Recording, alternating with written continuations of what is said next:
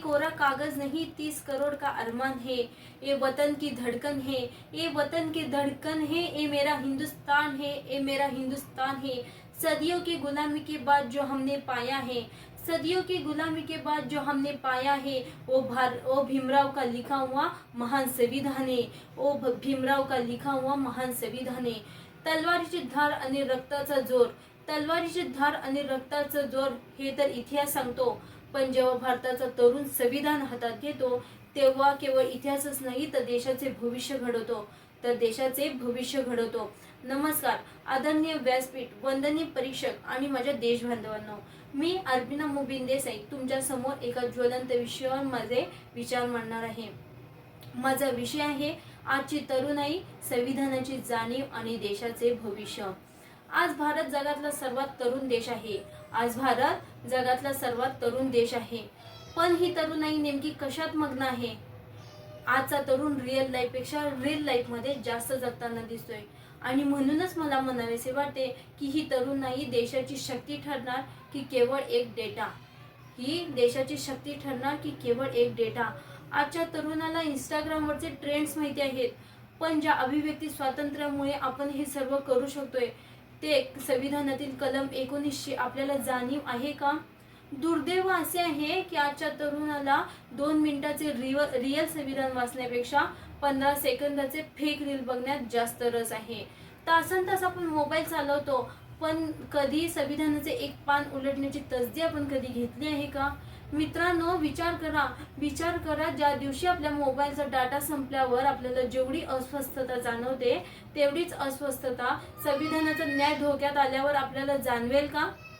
केवळ व्हॉट्सअप स्टेटसवर तिरंगा ठेवून देशप्रेम सिद्ध होत नाही, तर संविधानातील मूल्य आचरणात आणणे म्हणजे खरे देशप्रेम आहे।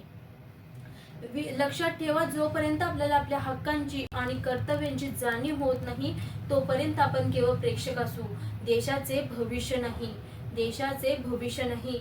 संविधानाने आपल्याला मतदानाचा अधिकार दिला आहे, पण आपण काय करतो? हॉटेलमध्ये गेल्यावर कोणती भाजी खायची यावर 10 मिनिटे घालवतो, पण देशाचे भविष्य घडवण्यासाठी आपल्याकडे 10 मिनिटं वेळ नाही। आपल्याला न्याय तर हवाय, पण दुसऱ्यांवर अन्याय होत असताना आपण गप्प राहतो। डॉक्टर बाबासाहेब आंबेडकरांनी जेव्हा देशाला हे संविधान अर्पण केले तेव्हा त्यांनी एका नव्या भारताचे स्वप्न पाहिले होते। ते म्हणाले होते, संविधान कितीही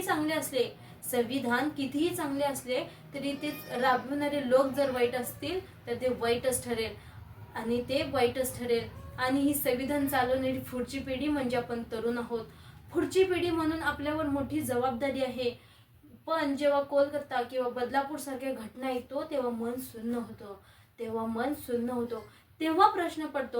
तेव्हा प्रश्न पडतो की संविधानातील कलम 21 मधील सन्मानाने जगण्याचा अधिकार खरोखरच प्रत्येकाला मिळतोय का? तरुणाई म्हणून आपण केवळ प्रेक्षक न राहता संविधानाच्या कायद्याची ढाल होऊन अशा अन्याय विरुद्ध खंबीरपणे उभं राहिलं पाहिजे। केवळ मेणबत्त्या पेटून रस्ते अडवण्यापेक्षा आपल्या मनाची आणि विचारांची विकृती बदलली पाहिजे। ज्या देशात स्त्री सुरक्षित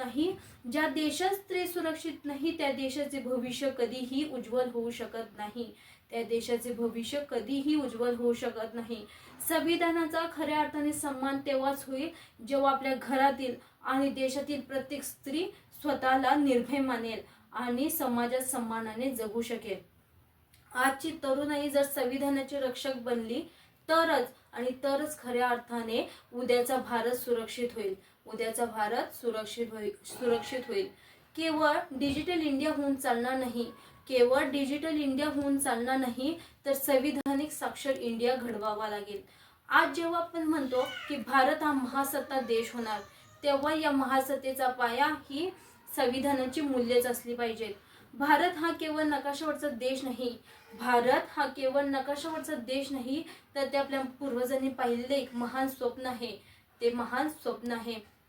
आज वेळ आली आहे आपण धर्म, जात, प्रांत सर्व विसरून भारतीय म्हणून एकत्र येऊ व संविधानाला फक्त एक पुस्तक न मानता त्याला आपल्या जगण्याचा श्वास बनवू। तेव्हाच खऱ्या अर्थाने आपल्या भारत मातेचे पांग फिटेल। म्हणूनच जाता जाता मला म्हणावेसे वाटते, मला म्हणावेसे वाटते, मंजिलें उन्हीं को मिलती हैं, मंजिलें उन्हीं को मिलती हैं जिनके सपनों में जान होती है, जिनके सपनों में जान होती है। पंखों से कुछ नहीं होता, पंखों से कुछ नहीं होता, हौसलों से उड़ान होती है, हौसलों से उड़ान होती है। जय हिंद, जय महाराष्ट्र, जय संविधान। प्रेक्षक हो, तुम्हाला आमच्या स्पर्धकाचा व्हिडिओ नक्कीच आवडला असेल। आता या स्पर्धकाला जिंकवून देण्यासाठी तुम्ही सुद्धा मदत करू शकता। या स्पर्धकाचा व्हिडिओ लाईक करून, तसेच स्पर्धकाला प्रेरित करण्यासाठी त्या व्हिडिओवर कमेंट करून आणि हो, जास्तीत जास्त लोकांपर्यंत हा व्हिडिओ शेअर करून। प्रबोधन बहुउद्देशीय संस्था ही महाराष्ट्रातील कानाकोपऱ्यात विविध सामाजिक आणि शैक्षणिक उपक्रम घेत असते। ही स्पर्धा सुद्धा या उपक्रमाचा एक भाग आहे आणि हो, या परिवाराचा तुम्ही एक हिस्सा पण होऊ शकता। प्रबोधन मधील विविध उपक्रमांचे अपडेट मिळवण्यासाठी या चॅनलला नक्कीच सबस्क्राइब करा आणि हो, हा व्हिडिओ शेवटपर्यंत पाहिल्याबद्दल आपल्या सर्वांचे मनपूर्वक आभार।